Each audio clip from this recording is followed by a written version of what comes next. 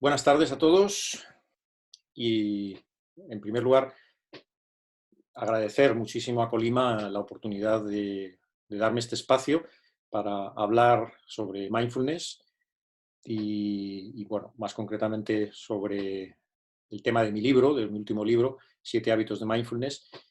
Y nada, pues estoy encantado. Muchísimas gracias a los que estáis y a los que estáis por venir también.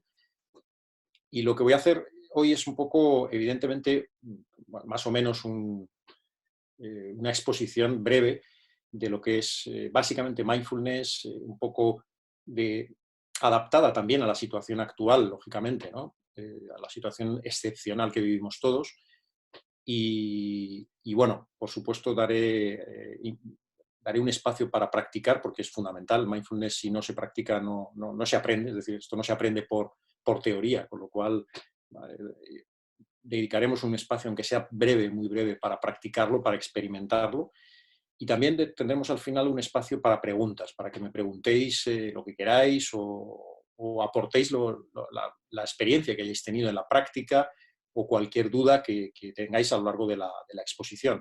Entonces, para eso hay un espacio habilitado abajo, en el menú de abajo, que veis preguntas y respuestas, donde bueno, pues podréis ahí escribir vuestras preguntas, yo las iré viendo al final, cuando acabe la exposición, y iré respondiendo pues, hasta que llegue el punto de cortar, ¿no? la conferencia. Entonces trataré de contestar, evidentemente, todas las que pueda. Y, y nada, pues en primer lugar, también, aunque algunos de vosotros me conocéis seguramente, voy a presentarme básicamente, y luego, bueno, pues pasaremos a la exposición. Para eso voy a compartir una presentación, voy a compartir con vosotros lo que es la presentación. Ahí también tenéis pues mi página web, también tenéis las coordenadas o los datos de las redes sociales para contactar conmigo si no estáis ya en contacto conmigo, que algunos sí, seguro. Y también el libro, ¿no? El libro Colima lo está ofreciendo a todo el mundo, pues que se puede comprar online en su web y pues sin gastos de envío en Península. Así que, bueno, tenéis esa oportunidad. Si os interesa esta presentación, si realmente capta vuestra atención, que al fin y al cabo es un pequeño aperitivo de lo que es mindfulness, porque mindfulness es muy profundo. Seguramente lo vais a intuir, ¿no? En esta exposición. Bueno, si tenéis más interés, evidentemente aquí tenéis el libro para poder comprarlo en la web de Colima, de la editorial. Como decía, me voy a presentar un poquito, muy brevemente, porque no quiero tampoco extenderme en la presentación, pero básicamente ahí tenéis un resumen de lo más importante. Soy socio de la consultora Execoach, conferenciante, formador en soft skills, coach también, profesor de esas escuelas de negocio, el EA Business School, el Instituto de Pensamiento Positivo, y autor de los 4 libros que veis. El último, el de 7 hábitos de mindfulness para el éxito. Los 4 son libros relacionados con el desarrollo personal, con el tema de motivación, crecimiento personal. Bueno, por último, el tema de la formación en mindfulness que tengo, ¿no? Que estoy formado con la Universidad de Massachusetts y la Universidad de Brown, que son las instituciones de referencia, ¿no? en el mundo en cuanto a formación de profesores de mindfulness, concretamente la metodología MBSR. Nada, pues también estoy formado en el programa de Google de mindfulness y sobre todo, bueno, estoy casado y padre de 3 hijas maravillosas, de las que estoy orgullosísimo, que eso es lo más importante de todo. Bien, pues vamos a empezar con la exposición sobre mindfulness y muy brevemente, esto es simplemente para poner en contexto lo que es el mindfulness, la importancia que tiene en el mundo, por qué se habla tanto de mindfulness hoy en día y desde hace muchos años ya. Y ahí veis como, por ejemplo, las revistas, publicaciones más prestigiosas del mundo están dedicando desde hace muchos años portadas, artículos. Hay más de 1000 artículos científicos publicados sobre mindfulness. Ahora hablaremos de la ciencia y del apoyo que tiene mindfulness a nivel científico.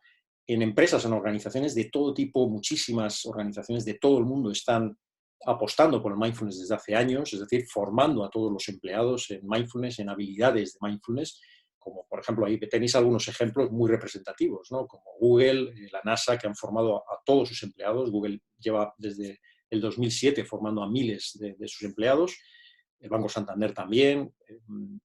Es decir, que esto es un tema que ya en el mundo corporativo ya está muy extendido, ya se ve claramente el interés que tiene y los beneficios que aporta el mindfulness a los profesionales, a todos los profesionales, y también específicamente a los directivos, ¿no? A nivel de liderazgo, a nivel de comunicación, etc.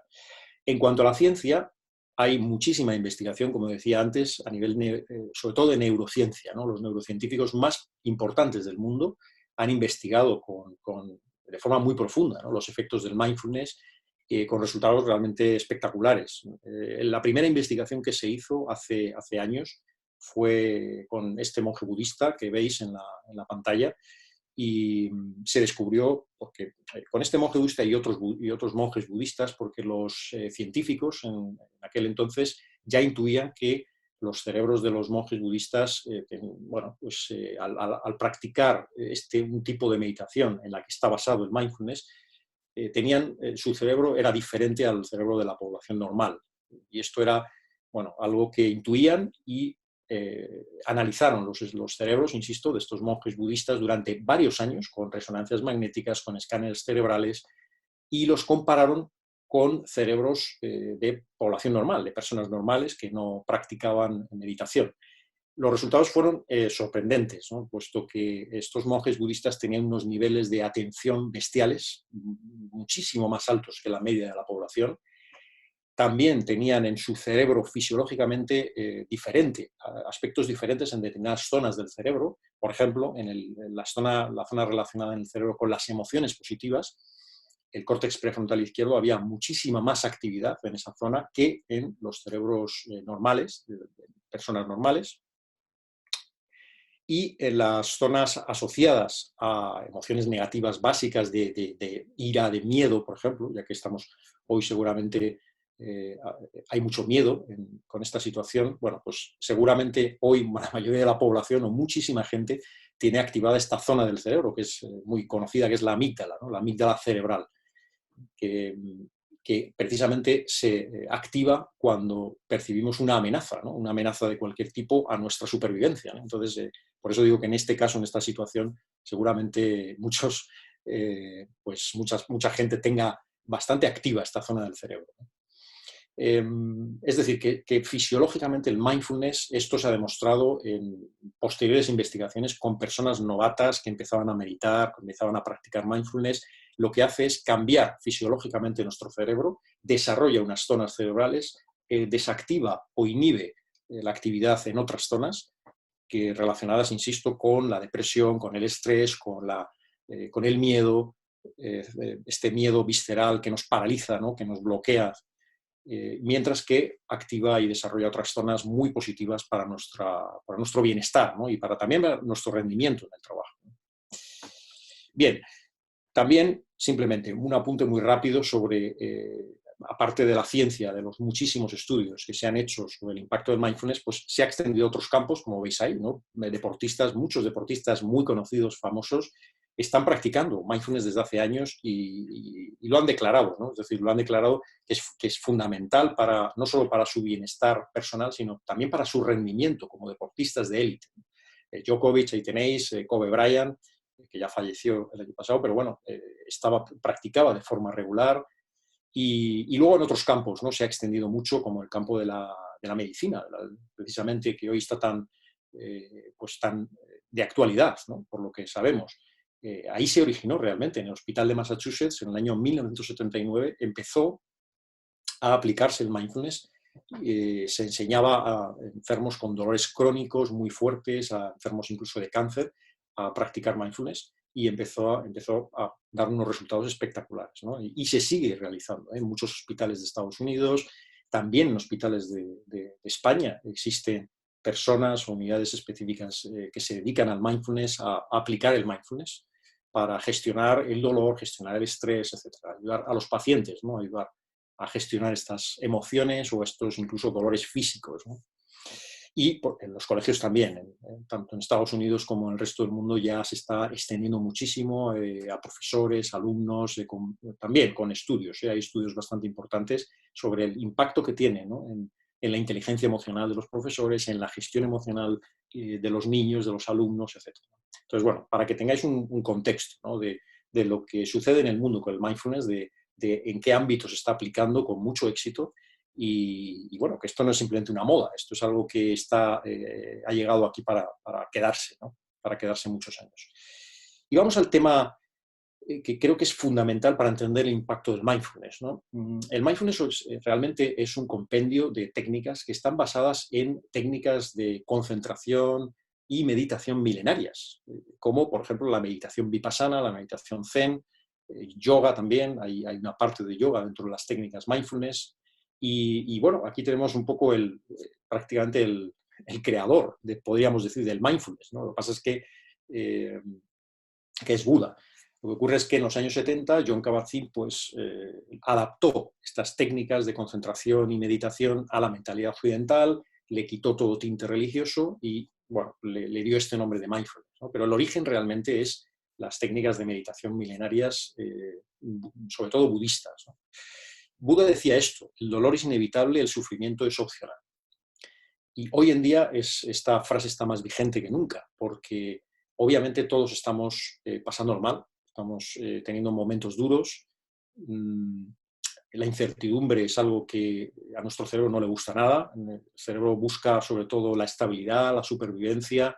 Y entonces, claro, pues la incertidumbre que tenemos, el miedo, que es normal y es lógico que sentimos ante una circunstancia desconocida como esta y una situación excepcional que no hemos vivido, es normal que lo estemos pasando mal. Ahora bien, hay una parte importantísima que estamos generando, mucha gente está generando, que es sufrimiento innecesario. Sufrimiento innecesario, aparte del dolor que es natural en la vida. En la vida pues, bueno, pues hay momentos felices, hay momentos placenteros, hay momentos dolorosos y esto es normal, ¿no? Lo que no es funcional, lo que no es sano, es generarnos a nosotros mismos un sufrimiento que es innecesario o opcional, como decía Buda. Y más en concreto el sufrimiento, ahí veréis un poco, más en concreto a lo que me refiero. Es decir, el dolor inevitable, que es normal en situaciones de incertidumbre, cambios negativos que nos ocurren a todos, no solo esta situación, ¿no? Emociones negativas que estemos sintiendo, ¿no? Una emoción de miedo, pues es totalmente funcional, es totalmente normal. El problema es cómo reaccionamos, ¿no? Cómo reaccionamos ante la incertidumbre, ante los cambios, ante las emociones difíciles, ante las experiencias negativas o desagradables, ¿no? Ahí es donde está el sufrimiento innecesario, porque el modo por defecto del que vamos a hablar, del que voy a hablar ahora, de nuestro cerebro, lo que hace es cosas como esta, es decir, dramatizamos, exageramos muchísimo una situación y nos generamos un sufrimiento que no es necesario, o nos resistimos a los cambios o a una situación que no nos agrada, o tratamos de evitar, o también juzgamos o nos autojuzgamos, una serie de patrones mentales que aparecen muchas veces en situaciones como la que estamos viviendo. Bien, entonces, este es un ejemplo. Ahí veis posibles pensamientos, ¿no? ¿Qué es lo que pensamos, ¿no? ¿Qué pensamientos tenemos en esta situación, ¿no? De la crisis del coronavirus? Pues es normal. Pensamientos como estos los hemos tenido todos, ¿no? ¿Y si me infecto o si alguien de mi familia muere? O, por ejemplo, pues, si no hubiera sucedido esto, joder, han muerto miles de personas. Es decir, son pensamientos que tenemos que básicamente están relacionados o bien con el futuro o bien con el pasado. Entonces, claro, estos pensamientos también son normales, es decir, esto nos pasa a todos, tenemos estos pensamientos. El problema es el efecto que están teniendo en nosotros cuando empiezan a producirse demasiado a menudo. Es decir, empezamos a no tener control sobre estos pensamientos y ellos nos controlan a nosotros, en definitiva. Ese es el problema. Hay muchos estudios, ¿no?, que dicen que la mayor parte del tiempo pasamos pensando o bien en el futuro o bien en el pasado. Esto es lo que se llama en este caso de pensamientos negativos, como veis, lo que se llama futuro sería la preocupación, es decir, que nos preocupamos por algo que aún no ha sucedido, es decir, que no es real realmente. Es decir, ¿y si me infecto? Pues si es que no es real. Si estás sano en estos momentos, si estás respirando y no tienes ningún síntoma, no es real este pensamiento. Sin embargo, me está generando un sufrimiento innecesario. Estoy anticipando algo que no es real, que no está en el presente. Y por otra parte, los pensamientos del pasado, que se les suele llamar también como rumiación, ¿no? Cuando estamos rumiando cosas que ya han pasado y que ya no tienen solución, ya han pasado, bueno, pues sin embargo, estamos trayéndolos digamos, a nuestra mente, a pesar de que no son tampoco reales, porque ya han pasado. Es decir, lo único real está en el presente. Y entonces, cuando nuestra mente nos controla con estos pensamientos constantes del futuro y del pasado, al final estamos perdiendo contacto con la realidad. Y inevitablemente, cuando perdemos contacto con la realidad, sufrimos innecesariamente.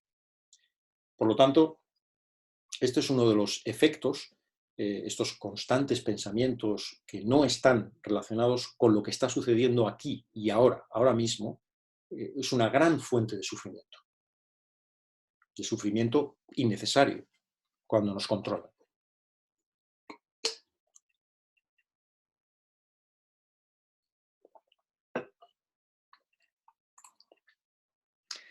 Estos pensamientos del futuro, del pasado, constantemente, son un efecto de lo que decía hace un momento, ¿no? De el modo por defecto del cerebro, que se le suele llamar de forma más llana como el piloto automático, para entendernos, ¿no? El piloto automático es un modo cerebral en el que estamos mucho tiempo en el día. Esto es muy fácil de entender. Esto es sencillamente la expresión vivir en piloto automático o hacer algo en piloto automático, o simplemente significa no ser consciente. No ser consciente de la experiencia que estoy teniendo, no ser consciente de la tarea que estoy realizando. Por ejemplo, una tarea puede ser personal, pero también puede ser algo del trabajo, que estoy realizándolo sin ninguna conciencia, en piloto automático. Hacemos muchas cosas en piloto automático, por ejemplo, lavarnos los dientes, comer. Insisto, un montón de tareas que ya las tenemos dominadas, es muy fácil que tendamos a hacerlas en piloto automático, sin apenas consciencia. Tomamos decisiones muchas veces en piloto automático.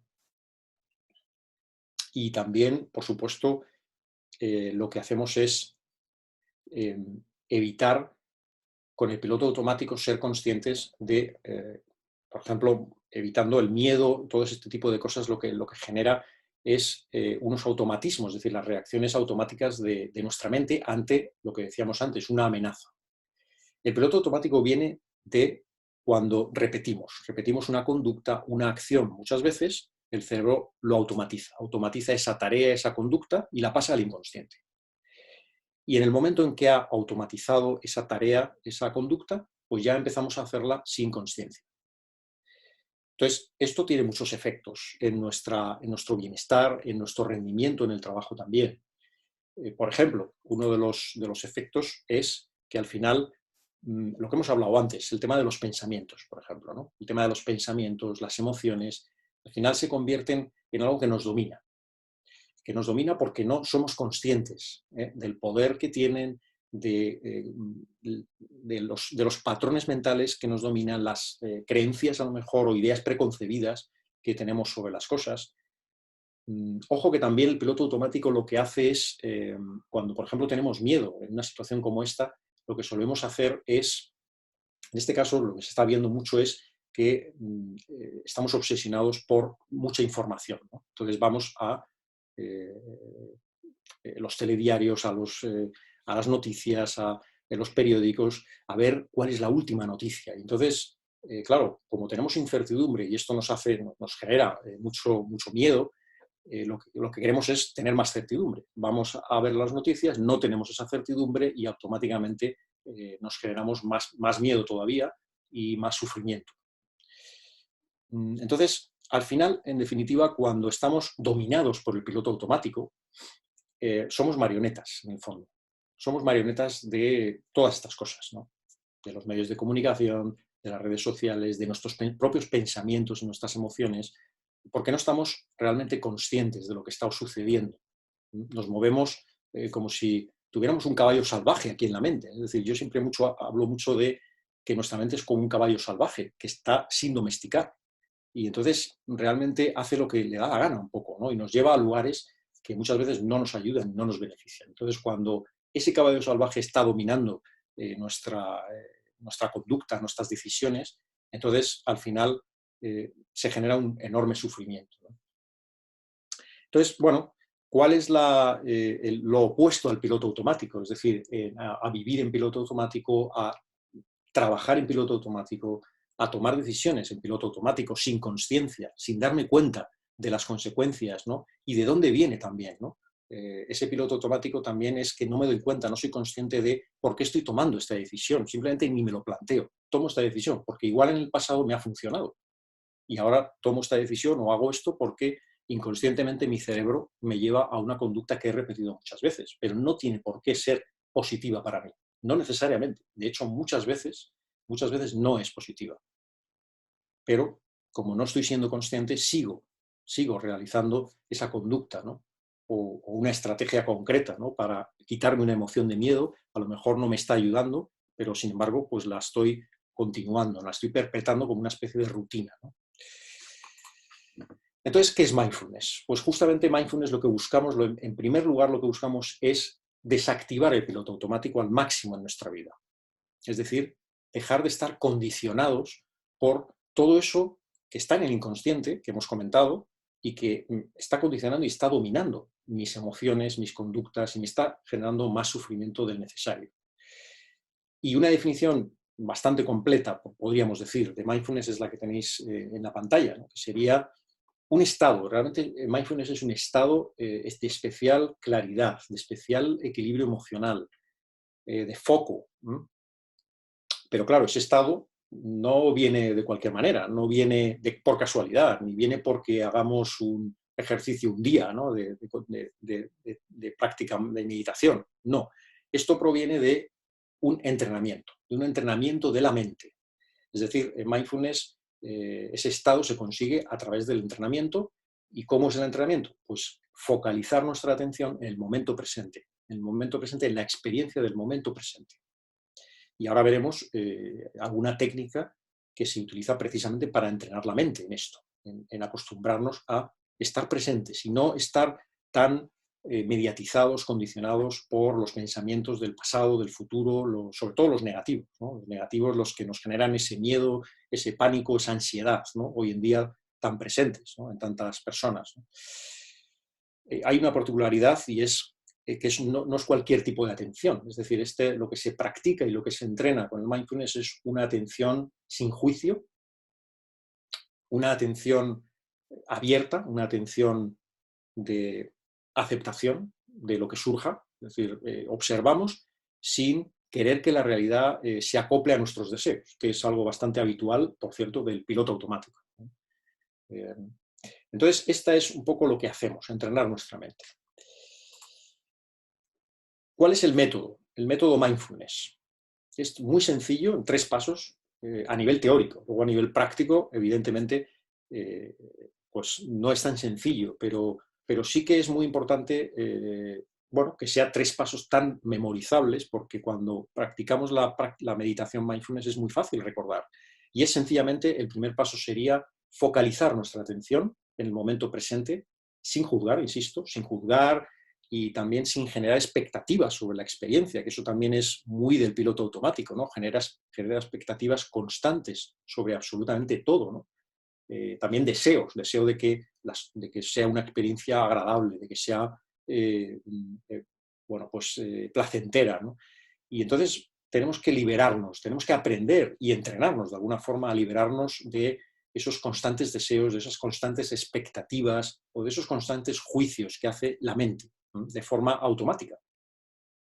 Y esto solo se consigue entrenando, practicando y practicando. La segunda fase sería, como veis, la distracción de la mente. Es decir, esto es algo totalmente normal. La mente se va a distraer cuando estemos practicando mindfulness. Esto no es parar la mente Esto no es borrar los pensamientos, no es poner la mente en blanco, ni mucho menos, no, no va en absoluto de eso. Es sencillamente entrenar la atención que se considera un músculo que tenemos, un músculo mental de la atención. Estamos entrenando ese músculo. Entonces, es normal que haya distracciones. Entonces, hay que tomarlo como un paso normal dentro del método. Entonces, lo importante es precisamente estar lo más atentos posibles en la práctica para darnos cuenta de esas distracciones, ¿no?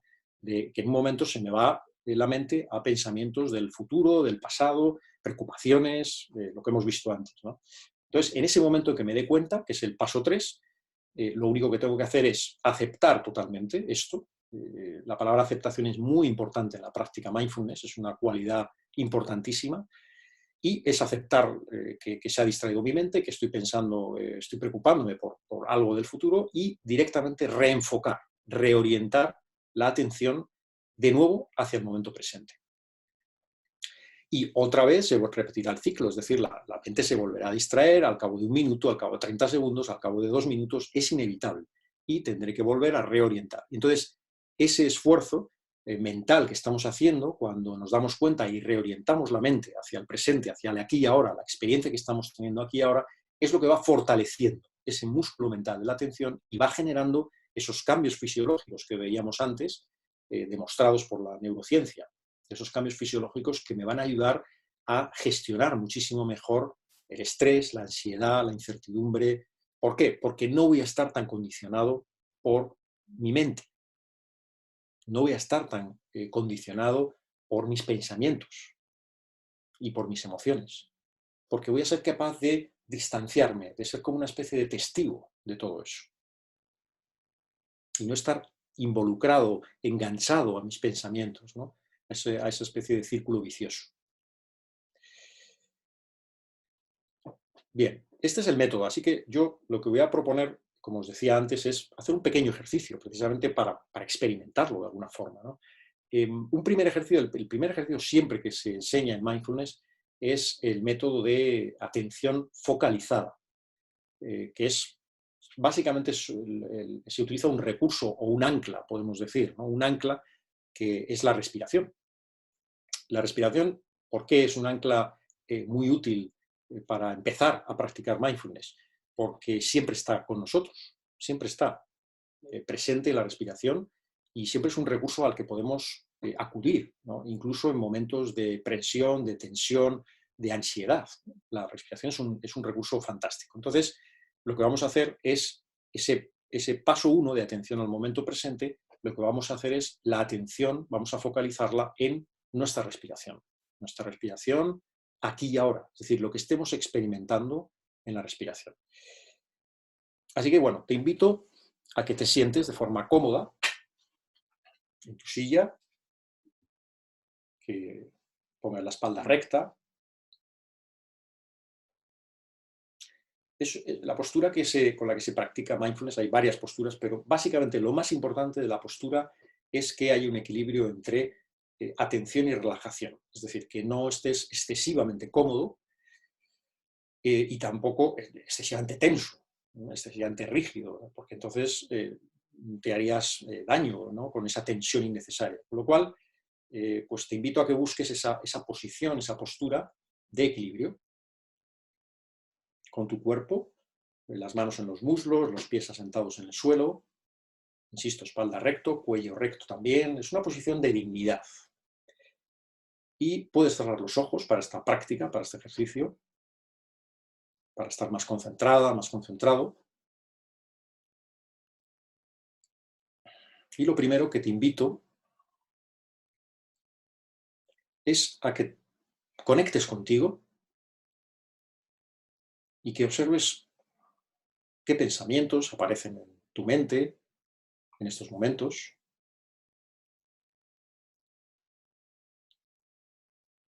qué emociones también, cómo te sientes en este momento, cómo está tu cuerpo, si hay alguna tensión,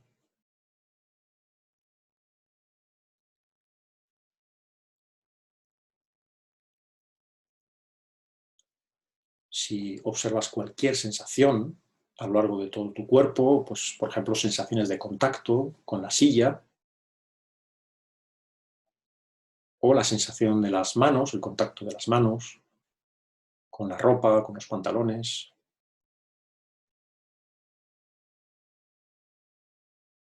Este punto de conciencia en el que estás, después de haber repasado cómo estás, cómo está tu cuerpo, cómo está tu mente, es el primer paso para desactivar el piloto automático. Y de alguna manera son unos segundos en el cual te has prestado atención a ti misma, a ti mismo. Algo que en el piloto automático no sucede a lo largo de un día.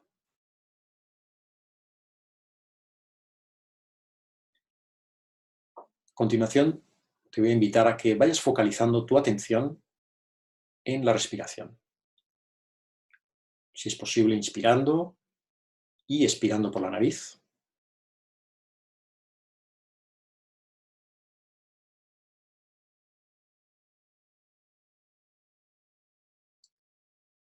No es necesario que fuerces la respiración, simplemente observando la respiración, sintiendo la respiración tal cual está en este momento,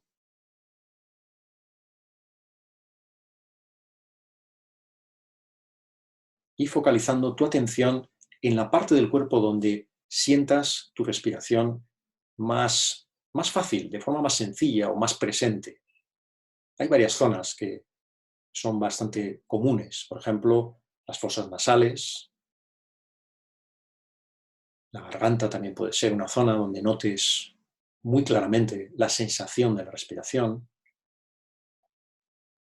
o el pecho, la parte del pecho, los pulmones, cómo se hincha o cómo se deshincha.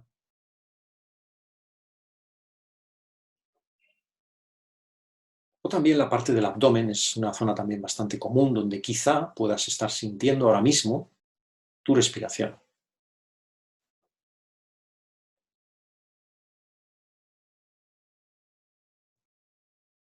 En cualquier caso, se trata de lo que tú sientas en estos momentos, en qué parte de tu cuerpo estás sintiendo aquí y ahora tu respiración.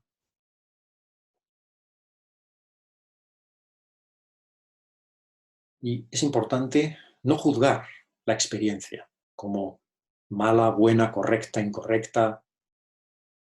Es la experiencia tal como es. Tu cuerpo respirando en este momento.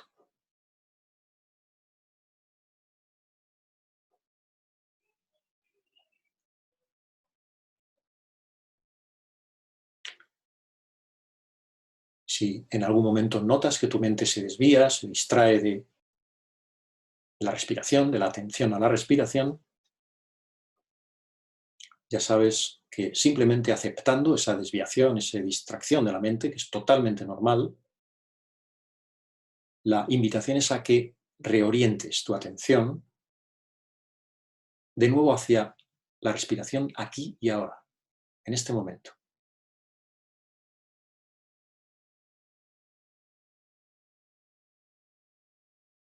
Y este trabajo, este ciclo, es normal que se repita, es decir, que vuelvas a tu respiración, sientas dónde estás sintiendo la respiración, y al cabo de poco tiempo tu mente se vuelva a distraer con pensamientos, con sonidos, a lo mejor, de tu entorno, de la habitación, donde estés, o de alguna otra sensación en tu cuerpo.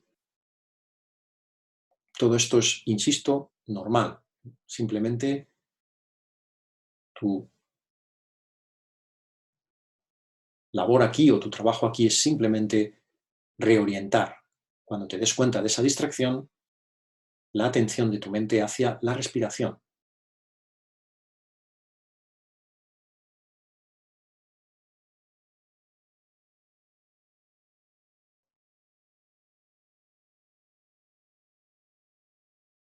Como si tu respiración fuera un ancla para volver al momento presente, al aquí y ahora.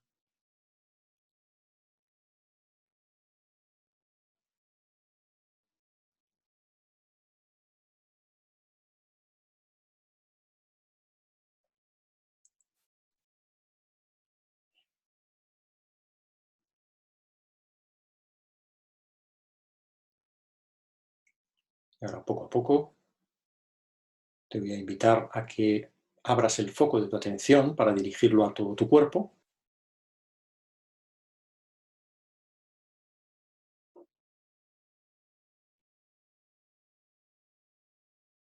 a las sensaciones en general que estés notando, que estés sintiendo de tu cuerpo, la postura corporal, la espalda, mm, las plantas de los pies o cualquier otra sensación física, incluyendo la respiración,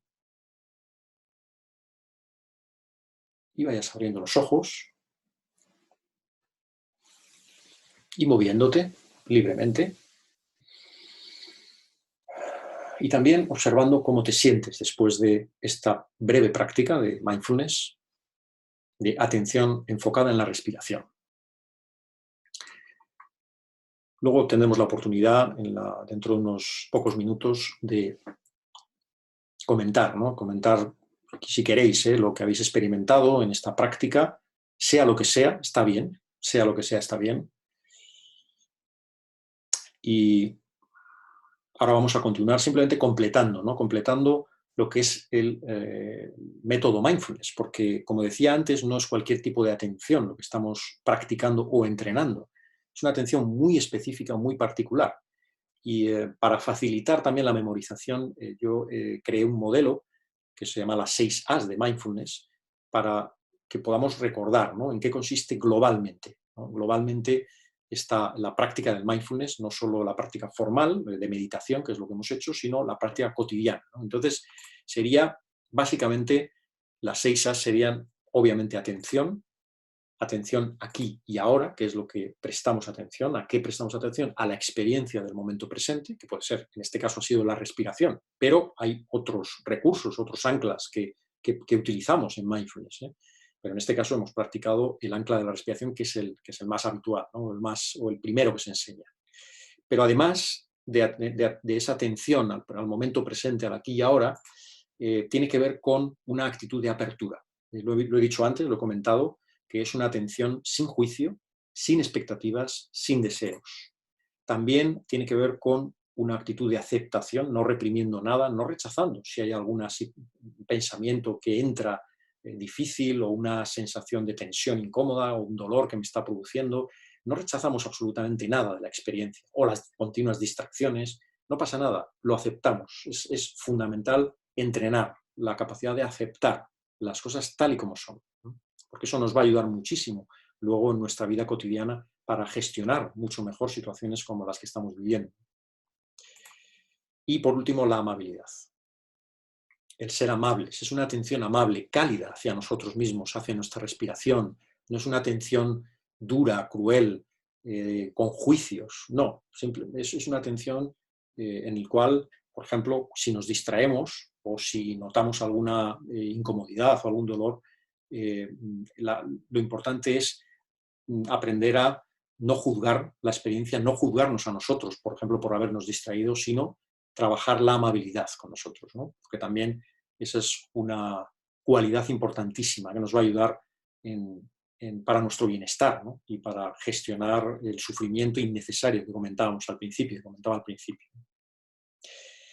Bien, ya que hemos visto en qué consiste la práctica mindfulness, de dónde proviene nuestro sufrimiento innecesario, de ese piloto automático, de esos pensamientos automáticos constantes del futuro al pasado, de esos condicionamientos, vamos a ver lo que os propongo como 7 posibles hábitos, y con esto termino la exposición para pasar ya a las preguntas y a las reflexiones que queráis comentar. Estos hábitos, obviamente, no son exactamente los mismos de mi libro 7 hábitos de mindfulness, precisamente porque he adaptado los hábitos bastante a la situación actual. Es decir, aunque tienen obviamente mucho que ver con los que vienen en el libro, pero algunos no son exactamente, ¿eh? Por si acaso alguno ha leído el libro, ¿no?, y le sorprende que no sean los mismos, exactamente, ¿no? En primer lugar, practica 10 minutos diarios de mindfulness. Por ejemplo, este ejercicio que acabamos de hacer, ¿no?, es una de mis recomendaciones más importantes, porque si no practicamos alguna técnica formal, es decir, que nos sentamos en la habitación, nos cerramos en una habitación y practicamos. Si no practicamos esto, no estamos entrenando. Entonces, luego en la vida cotidiana, esto no vamos a conseguir esos beneficios, ¿no?, de gestión de estrés, gestión de la ansiedad, un mayor equilibrio emocional, mayor claridad mental para discriminar y no ser una marioneta, como decíamos antes, de los medios de comunicación, filtrar más la información, etc. Es que no vamos a conseguirlo si no practicamos, si no entrenamos la mente para esto, para estar aquí presentes con esas actitudes, ¿no? En segundo lugar, obviamente, vivir el presente. ¿Y cómo podemos vivir el presente ahora en esta situación? Pues centrándonos en los pequeños retos, pequeñas metas y pequeñas rutinas de cada día, y no anticipando qué va a pasar en el futuro, qué va a pasar dentro de unas semanas, si vamos a estar mucho tiempo confinados, porque todo esto es lo que nos contamina. Esta es la contaminación mental tremenda que nos hace sufrir innecesariamente. Entonces, ¿cómo combatirla? Uno de los aspectos fundamentales es estos, ¿no? Es marcarte, centrarte realmente, focalizarte en hoy. ¿Qué voy a hacer? ¿Qué quiero hacer? ¿A qué quiero dedicar mi tiempo? ¿No? Que es importante. En segundo lugar, la atención plena o mindfulness, que es lo mismo, se puede practicar en muchísimas actividades que normalmente hacemos en piloto automático. Por ejemplo, lavarme los dientes, trabajar en temas que ya domino, pues probablemente ya esté actuando o trabajando desde el piloto automático, comer con consciencia, con atención plena, para saborear más la comida, para comer más lentamente, ducharme, cualquier actividad que hagamos en el día. Y esto también nos va a ayudar muchísimo a que esa contaminación mental, esos pensamientos no nos agobien tanto, ¿no? Es decir, los tengamos bastante bajo control, ¿no?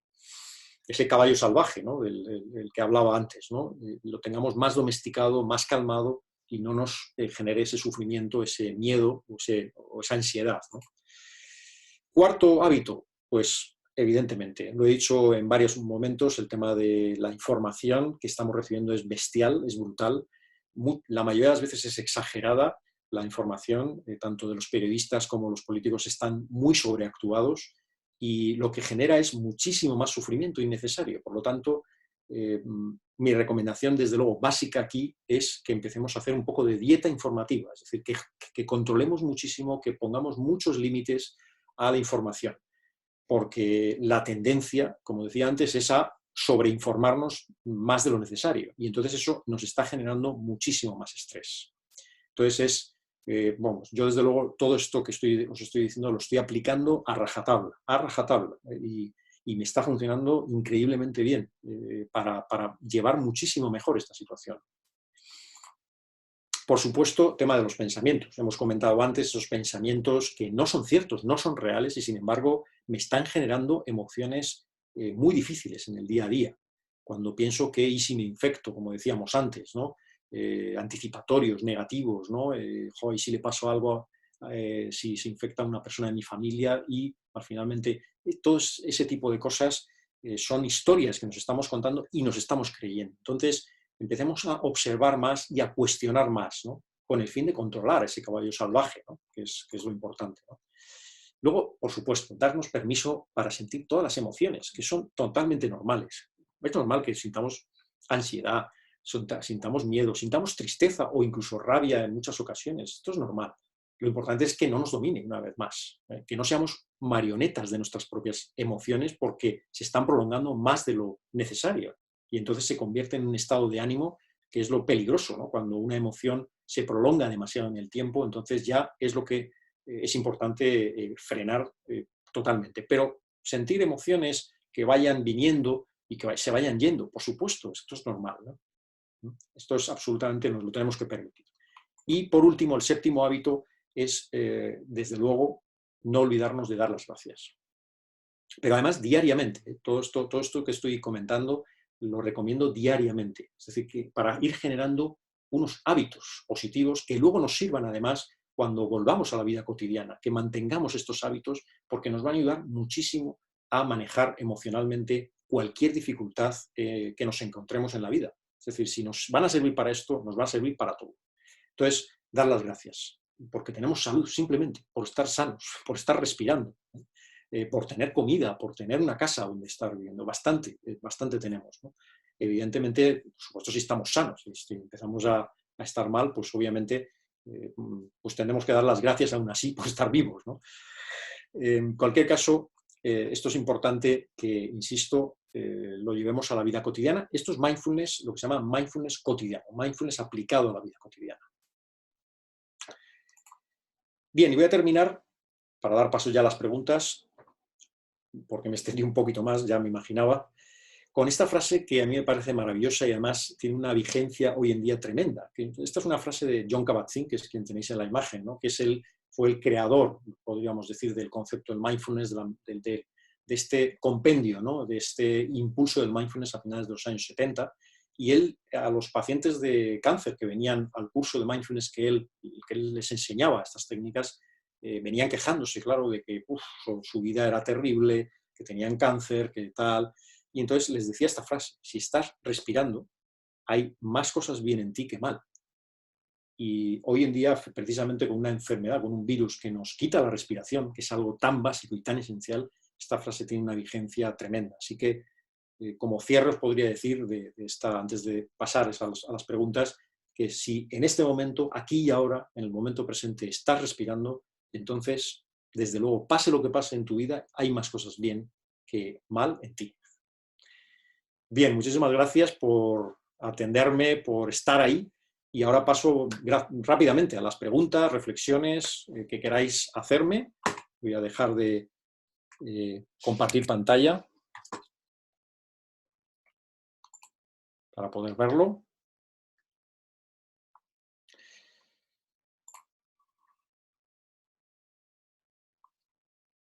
Podéis ir empezando, si queréis, a comentar lo que queráis.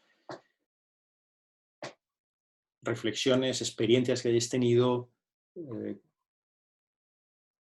Si queréis también podéis hacerlo por el chat, porque yo creo que lo puedo ver. De momento no veo ninguna pregunta. Vale, ya veo. A ver, para un principiante en mindfulness es recomendable arrancar las prácticas en alguna institución o profesional, o se puede realizarlo por su cuenta con éxito.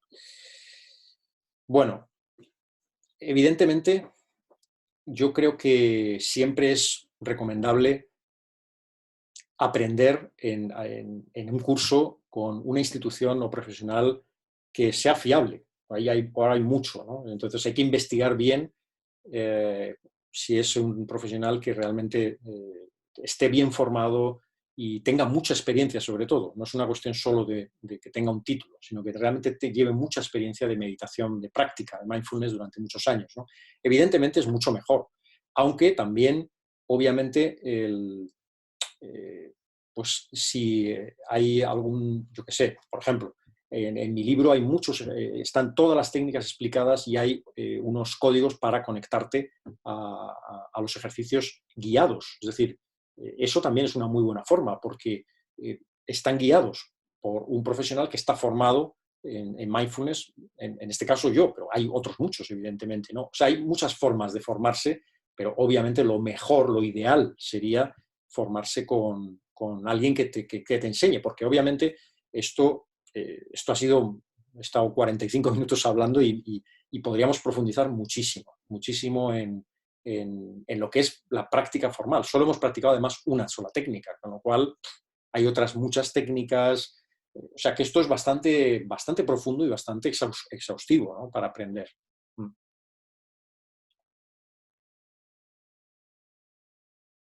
Bien, ¿alguna otra pregunta o reflexión?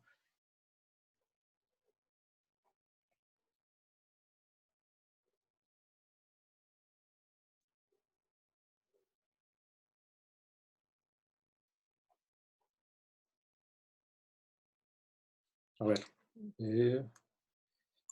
lo que veo es... Gracias, Javier. Gracias. Javier, me pregunta, me gustaría que pudieras hacer una referencia a la compasión desde la óptica de mindfulness. Sí, la compasión es lo he mencionado realmente en esta presentación con otra palabra, que es amabilidad, que es amabilidad con uno mismo y, por supuesto, amabilidad con los demás, porque compasión digamos, en Occidente se puede confundir, ¿no? Porque el concepto de compasión lo tenemos un poco mediatizado por lo que entendemos o por lo que entiende la religión católica por compasión, ¿no? Y es diferente, ¿no? Es diferente la compasión desde el punto de vista del mindfulness, desde el punto de vista de la práctica del mindfulness, que es básicamente el ser más empáticos con nosotros, ser más empáticos también con los demás, ser más amables, por eso digo lo de la amabilidad, que lo he mencionado de alguna forma en la presentación. Entonces, evidentemente la compasión, o amabilidad o empatía, es decir, con la palabra con lo que queramos llamarlo, es una cualidad, es una actitud fundamental de la práctica mindfulness. También hay que decir que hay prácticas específicas de mindfulness enfocadas a desarrollar bastante esta capacidad, ¿no? Esta actitud más compasiva, ¿no? Más compasiva con nosotros mismos, o más amable con los demás, evidentemente. Entonces, evidentemente, hay prácticas que, aparte de esta respiración, hay algunas muy específicas, ¿no? que vienen, como he dicho antes, todas estas prácticas vienen de las prácticas milenarias budistas. Así que, obviamente, es una actitud que estamos entrenando y practicando a través de la práctica mindfulness y, por supuesto, la podemos desarrollar todavía más con algunas técnicas específicas. Veo otra pregunta. Para aquellos que nos iniciamos en mindfulness, si nos es más cómodo practicarlo tumbado en lugar de sentado, ¿hay algún problema? Vale, buena pregunta, igual que todas las anteriores, muy interesantes. O sea, no hay ningún problema en practicar tumbado mindfulness. Lo único que es fácil quedarse dormido, porque cuando practicamos mindfulness, al final es muy normal, o es una de las posibilidades, no siempre, pero es muy normal pues, que nuestro cuerpo, nuestra mente también entre en un estado de mayor relajación, de mayor tranquilidad. Entonces, claro, si estamos tumbados, es fácil que nos durmamos. Y entonces, claro, está muy bien, pero no es el objetivo, ¿no? Dormirnos. Así que no hay ningún problema. Es decir, de hecho, mindfulness se puede practicar sentado en el suelo, obviamente con un cojín especial, sentado en una silla, tumbado, normalmente con una esterilla de yoga o una alfombra también, se puede practicar, pero también se puede practicar caminando, se puede practicar de pie simplemente, quieto. O sea, la práctica mindfulness, la idea es llevarlo a nuestra vida cotidiana y, por tanto, la práctica formal también se puede hacer. De hecho, hay alguna práctica específica que se hace tumbado. Más preguntas. Según tu criterio o experiencia en una práctica habitual de mindfulness, ¿qué porcentaje de mejoría, ayuda puede suponer una práctica habitual? ¿1%, 5%, 50%? Gracias. Es una pregunta difícil porque, claro, estamos hablando de porcentajes y es verdad, esto no son matemáticas y esto también depende mucho digamos, de cómo estemos practicando, de si realmente estamos siguiendo las pautas. Vamos a suponer que sí, que estamos siguiendo porque nos hemos formado con un formador serio, con un formador que tiene experiencia y que estamos siguiendo las pautas incluso con una práctica guiada. Vamos a suponer esto.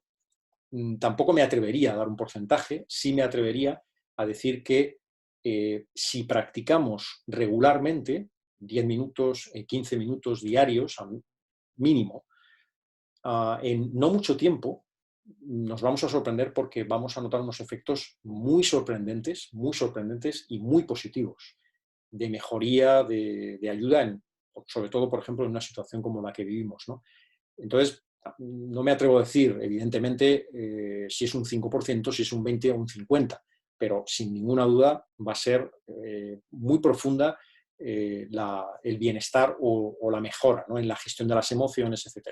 Cuanto más tiempo practiquemos, hay que ser conscientes de que los resultados van a venir más rápido y van a ser más profundos. Es decir, ¿no? Esto es como ir al gimnasio. Es decir, si vamos al gimnasio a entrenar el cuerpo y vamos una vez cada 15 días, pues obviamente no será lo mismo, los efectos en nuestro cuerpo no serán iguales que si vamos al gimnasio todos los días 1 hora y entrenamos el cuerpo 1 hora. Pues claro, es que en 15 días vamos a estar fuertes, vamos a estar con flexibilidad, con los músculos, etc. Pues esto es exactamente igual. Entonces, la cuestión es creer en ello y apostar, y empezar. Y los resultados vendrán. Tarde o temprano van a venir, y más antes que tarde, de verdad, por experiencia de muchísimas personas que me lo han comentado. Vamos a siguiente pregunta. Irene me dice: hola Javier, ¿crees que es bueno practicar mindfulness antes de acostarse? ¿Puede ayudar al descanso? Sí, sin duda. Puede ayudar, sin duda, ayuda seguro. es muy bueno practicar. De hecho, hay dos momentos, bueno, que son muy típicos, ¿no? Muy comunes para practicar mindfulness, que es nada más levantarnos, cuando nos levantamos por la mañana, y también antes de acostarnos, poco antes de acostarnos. Volvemos a lo mismo. Está bien, si incluso lo practicamos tumbados en la cama, está perfecto. Entonces, pues lo único que está el tema de que nos dormimos antes del tiempo que queríamos practicar. Y entonces, pues bueno, nos hemos dormido antes, fenomenal. Pero bueno, también es verdad que no estamos practicando demasiado, porque si nos dormimos a los 3 minutos, pues bueno, o sea que es bueno, sin duda. Lo único que lo que yo recomiendo es tratar de hacerlo para no dormirnos, ¿no? Y luego ya nos vamos a acostar y nos dormimos. Julio me pregunta, ¿existe una hora más adecuada que otra para práctica?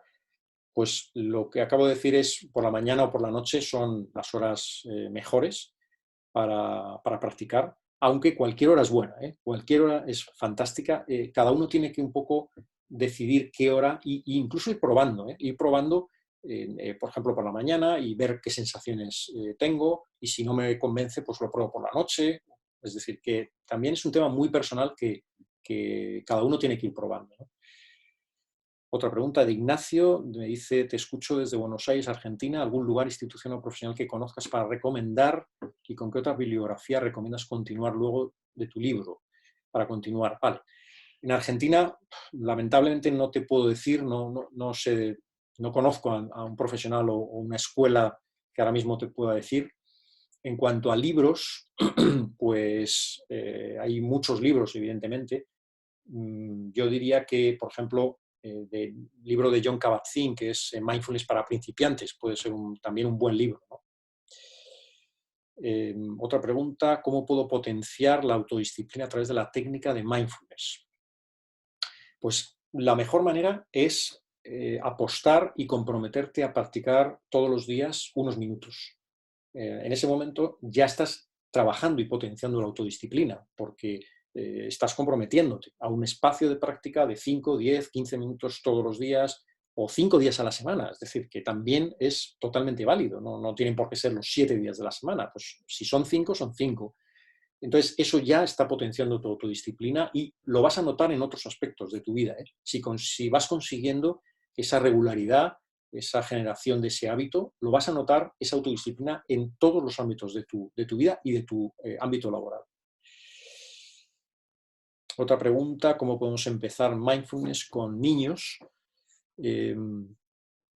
A ver, ¿cómo podemos empezar? El mindfulness con niños pequeños, es decir, más pequeños de 12 años, 11 años, es importante adaptarlo a, obviamente, porque hay instrucciones que no entienden. Entonces, hay un libro que es muy interesante para niños, específico, aunque es para leerlo los padres, pero que es para adaptarlo, el mindfulness a los niños, que es Tranquilos y atentos como una rana. No me acuerdo de la autora, pero es facilísimo de encontrar, que se llama así, Tranquilos y atentos como una rana. Veo que ya estamos al límite, he visto que había alguna pregunta más, pero me dicen que ya no hay tiempo para contestar. Siento mucho los que os hayáis quedado sin responder. Sí, veo otra, Raúl. Hola Javier, ¿algún consejo práctico para gestionar el trabajo, en el trabajo la gestión emocional?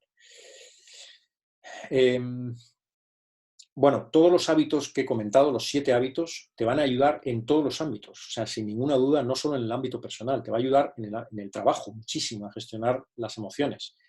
Es decir, pero bueno, como una especie de añadido, podríamos decir que en el momento en que tú notes algún tipo de emoción difícil en el trabajo, puedes hacer una pausa, parar y hacer una meditación de 1 minuto, una práctica como la que hemos hecho hoy de 1 minuto.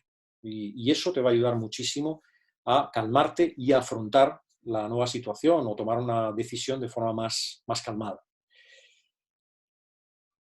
Bueno, me dicen desde Colima que debemos despedir ya esta presentación y nada, agradecer a todos muchísimo y vuestra atención, vuestras preguntas, vuestro interés. Espero que os haya servido y nada, un fuerte abrazo a todos y mucho ánimo en esta situación que evidentemente la vamos a superar y encima, si aplicamos mindfulness, la superaremos muchísimo mejor. Un fuerte abrazo y mucho ánimo.